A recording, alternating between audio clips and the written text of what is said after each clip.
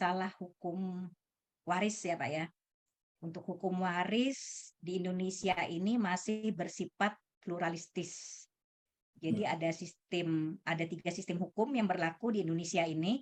Ada sistem hukum waris barat berdasar BW, itu kan, dasar KUH Perdata.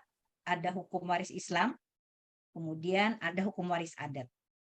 Ya. Nah, karena kita tidak mempunyai undang-undang yang sifatnya nasional, sehingga ketiga sistem hukum waris ini masih diakui di Indonesia. Dari ketiga sistem hukum tadi, yang mana yang mempunyai kekuatan hukum yang lebih kuat? Tidak ada. Semuanya sama-sama mempunyai kekuatan hukum.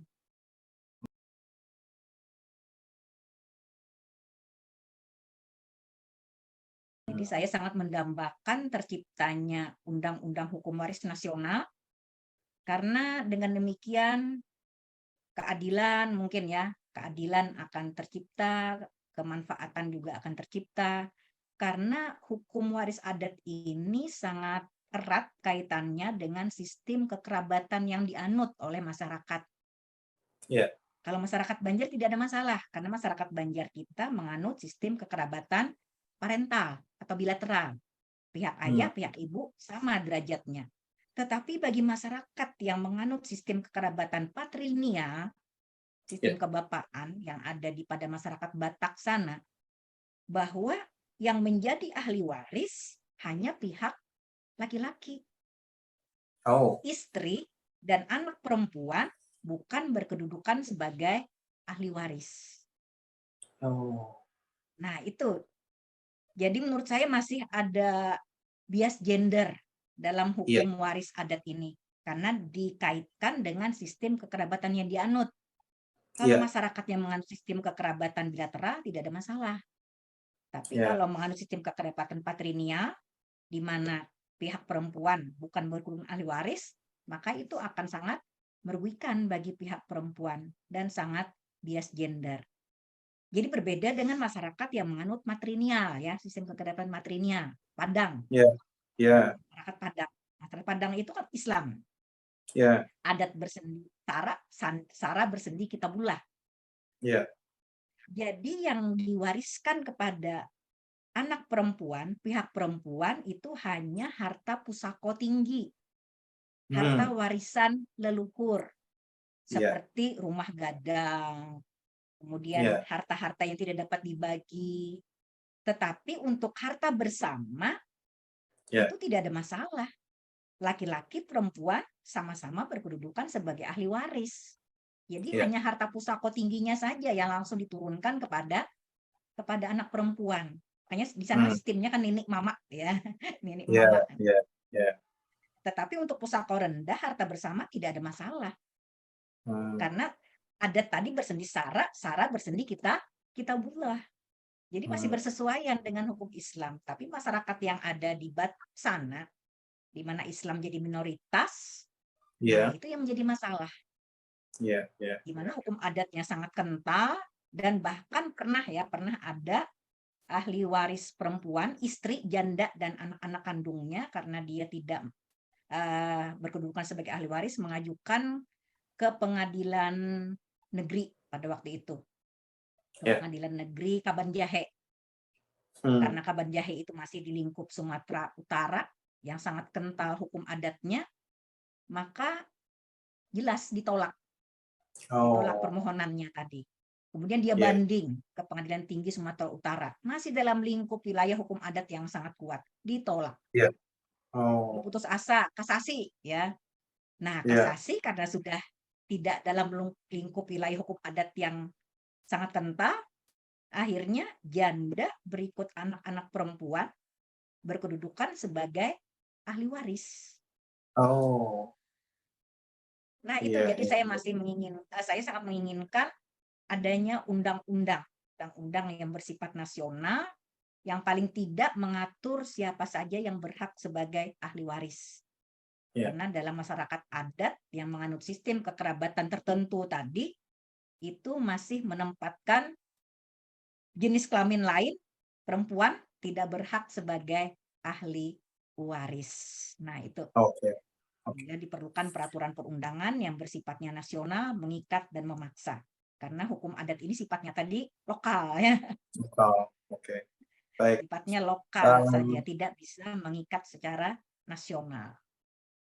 Kalau misalnya kita apa ya, kita berpikir dalam kerangka tadi bahwa sebaiknya ada hukum waris yang berlaku secara nasional, apakah menurut Ibu nasional ini dalam pengertian untuk semua warga, apapun agamanya, atau seperti KHI saja yang berlaku untuk Muslim, tetapi secara nasional? Kira-kira seperti apa?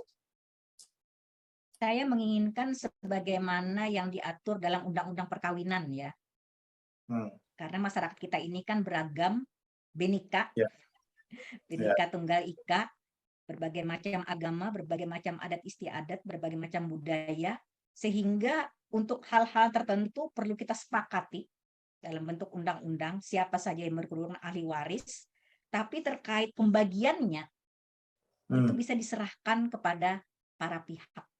Sebagaimana hmm, keabsahan agama dalam undang-undang perkawinan itu diserahkan kepada masing-masing agama.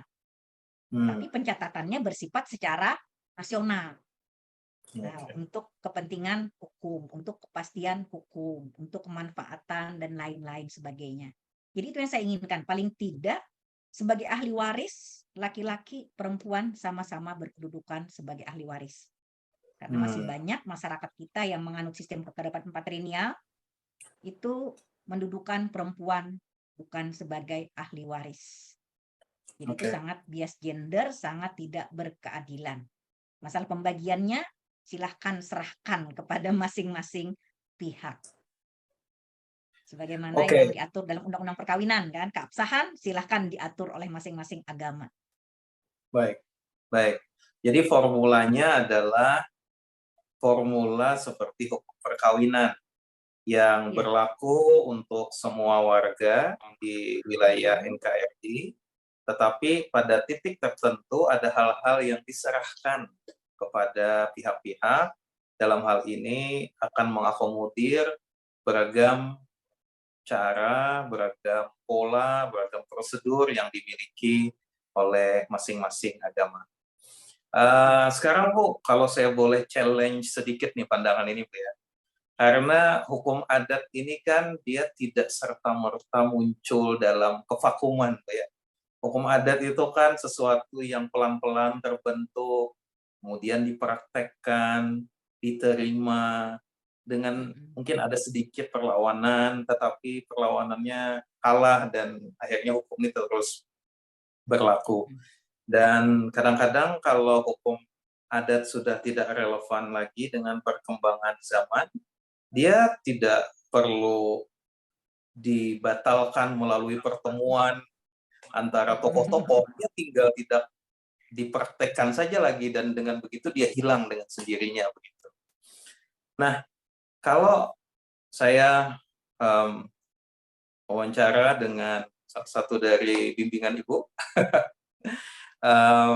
Mbak Pirokoh, waktu itu kita sedikit juga menyinggung mengenai masalah warisan. Hukum warisan di dalam Islam di mana perempuan hanya separuh bagiannya daripada laki-laki, itu diberikan penjelasan bahwa tanggung jawab laki-laki lebih besar. Spesifiknya kalau ada warisan yang lebih banyak untuk anak laki-laki, maka si laki-laki ini uang warisan atau harta warisan itu bukan cuma untuk dia, tapi juga untuk ibunya, untuk adik-adiknya yang masih di bawah tanggungan dia, dan si laki-laki mungkin punya keluarga yang dengan itu dia menafkahi keluarga dia sendiri. Nah, kita belum tahu nih masyarakat yang sama sekali tidak memberikan hak waris kepada istri dan anak perempuan. Apa dalam tanda kutip kebijaksanaan lokalnya, apa maknanya, ada perlindungan macam apa yang diberikan kepada istri dan anak-anak perempuan. Karena sejatinya ketidakadilan itu kan musuh semua masyarakat. Jadi kalau ada satu praktek yang dianggap tidak adil, tapi dia tahan begitu lama, itu mungkin ada sesuatu tuh di balik itu. Jadi ketika kita dari pihak luar menganggap itu sesuatu yang jelek dan bahkan ingin kita lakukan perubahan, apakah tidak sesungguhnya kita sedang mengacak-ngacak penghormatan kita terhadap hukum adat yang kita bela gitu? Apakah kita ya lihat-lihat juga hukum adat yang dibela, kalau bagus ya kita bela, kalau enggak ya enggak. Kira-kira menurut Ibu gimana tuh? Iya. Jadi hukum adat itu kebanyakan berasal dari masyarakat ya Pak ya. Jadi kebanyakan berasal dari masyarakat, tetapi ada beberapa yang berasal dari penguasa, dalam hal ini kerajaan pada masa itu. Jadi seperti pada masyarakat Banjar, kita mempunyai Undang-Undang Sultan Adam, Ya, di mana undang-undang itu dalam bentuk tertulis pada zamannya itu kan sudah sangat luar biasa, Pak. Pada ya, waktu itu, kerajaan Banjar, rajanya bernama Sultan Adam, memerintahkan untuk membuat undang-undang, di mana ya, nama undang-undang tersebut disesuaikan dengan nama raja yang memerintah pada waktu itu, Undang-Undang Sultan Adam. Jadi undang-undang tersebut kemudian diberlakukan kepada masyarakat. Nah, itu yang berasal dari penguasa. Tetapi kebanyakan bahwa hukum adat ini berasal dari masyarakat.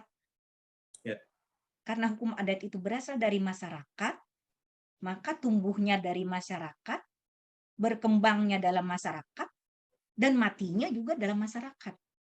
ya, Dan mungkin hukum adat yang kita pelajari pada zaman dahulu itu sudah jauh berbeda dengan hukum adat yang berlaku pada masa sekarang. ya, Karena salah satu sifat dari hukum adat itu adalah dinamis dan plastis. ya, Jadi dia bisa berubah sesuai dengan perubahan yang ada pada masyarakat. Karena ya, perubahan yang hanya dalam masyarakat, apabila masyarakat tidak memakai lagi, artinya otomatis bahwa hukum adat itu sudah tidak berlaku lagi. Bukan lagi menjadi bagian hukum yang hidup dalam masyarakat, yang ditaati oleh masyarakat. Tetapi sudah ya, ditinggalkan oleh masyarakat karena terjadi perubahan dalam masyarakat. ya, Jadi terkait dalam hukum adat ini juga Pak diakui keberadaannya di Undang-Undang Dasar 1945 dalam pasal 18B ayat 2 bahwa hukum adat itu diakui keberadaannya, tetapi ada kata-katanya sepanjang hmm, masih hidup. Nah, karena oke, apa? Karena mungkin masih sudah banyak hukum adat yang tidak hidup lagi, yang sudah mati karena tidak bersesuaian dengan masyarakat, tidak ya, bersesuaian dengan nilai-nilai yang ada dalam masyarakat. Jadi hukum ya, adat itu diakui oleh negara dalam Undang-Undang Dasar 1945 pasal 18B ayat 2 bahwa hukum adat diakui sepanjang hukum adat itu masih hidup, tidak bertentangan dengan Negara Kesatuan Republik Indonesia. Nah, begitulah posisi hukum adat di dalam sistem hukum Indonesia. Jadi keberadaannya sebagai pelengkap daripada hukum positif. Karena apa? Karena hukum positif itu kadang-kadang bisa ketinggalan zaman, ya kan Pak? ya, Kemudian juga karena kekakuannya tadi akhirnya bisa tidak adil lagi dan lain-lain ya, sebagainya. Sehingga untuk ya, mengisi celah-celah kekosongan tadi dapat dimasukkan hukum adat di sana. Tetapi dia bukan menjadi hukum yang utama karena sistem hukum Indonesia ini adalah civil law. ya, Tetapi hukum adat juga sebagai pelengkapnya adalah hukum adat untuk mengisi celah-celah kekosongan hukum yang ditinggalkan oleh hukum positif. oke. Nah, demikian posisi hukum adat dalam sistem hukum di Indonesia, Pak. Menarik sekali, Bu. Ini teman-teman mahasiswa yang ingin mempelajari hukum adat selama 1 semester. Ini ringkasannya udah selesai dalam 1 jam ini. Karena poin-poin utamanya sudah semuanya disampaikan. Saya selalu mengumpamakan kalau bicara dengan ahli, kita bicara hanya setengah jam.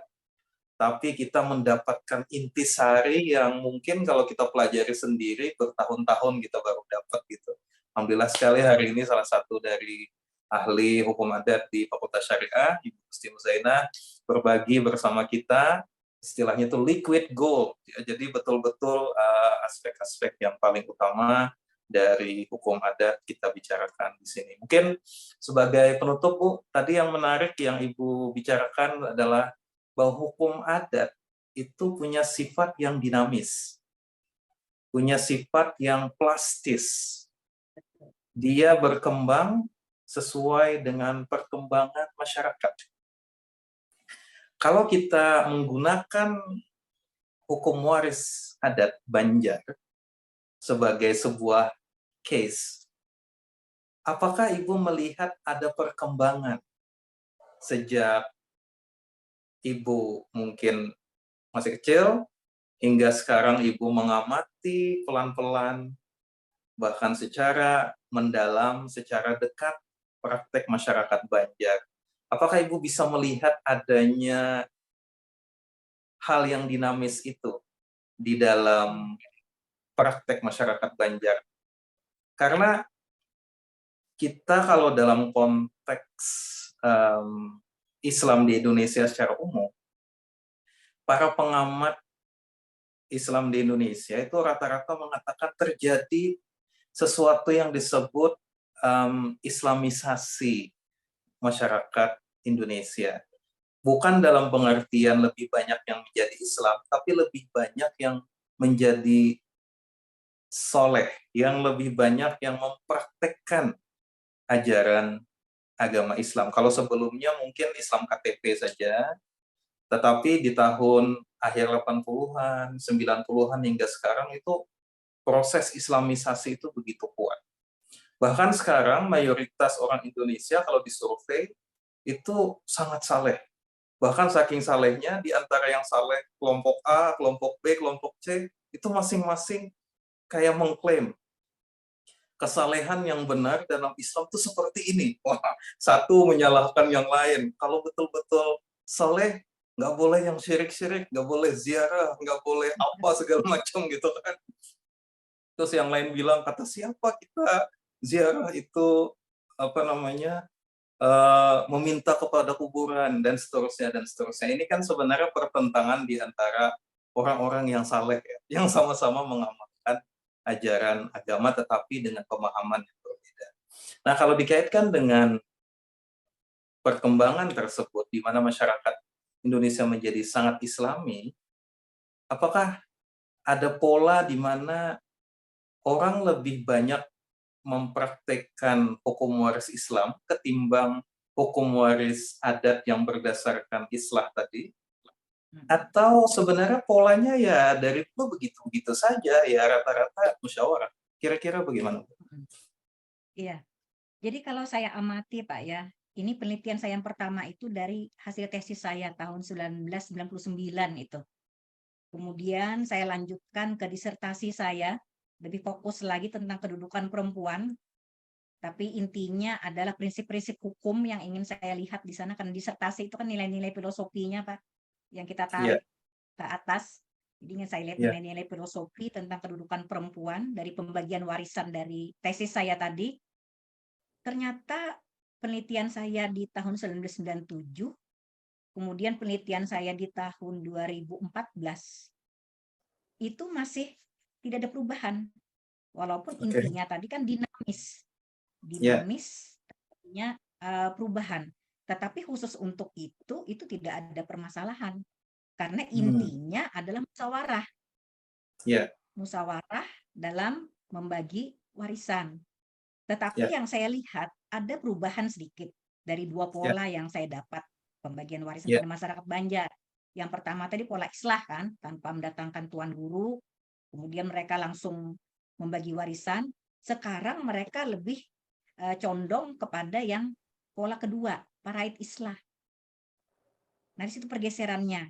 Jadi mereka ingin tahu secara detail bagian mereka tuh sebenarnya berapa sih secara faraid oh, menurut hukum waris Islam. Nah, oke, sekarang itu yang lebih banyak dilaksanakan oleh masyarakat. Kalau oke, dahulu ada dua pola, sekarang kayaknya lebih dominan yang pola faraid islah ini. hmm, Karena mungkin meningkatnya nilai-nilai keislaman, religiositas, atau pemahaman karena pendidikan dan lain-lain sebagainya. Sehingga iya, iya, lama-kelamaan pola islah ini sudah bergeser ke arah pola faraid islah yang lebih islami tentunya, Pak. Itu yang saya lihat, Pak. Oke.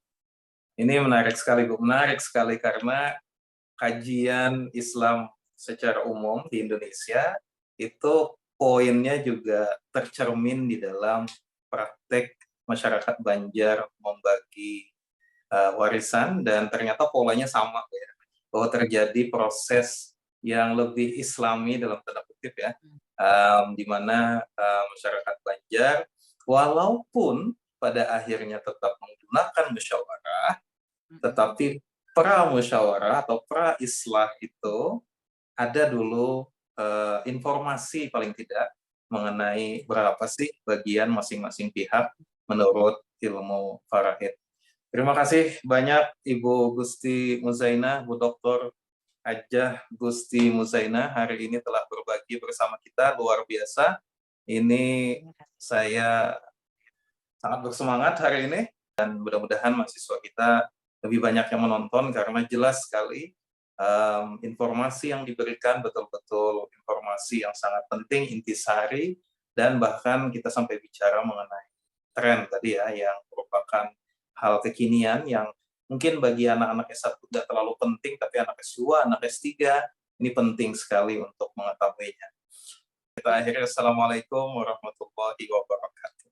Waalaikumsalam warahmatullahi wabarakatuh. Terima kasih.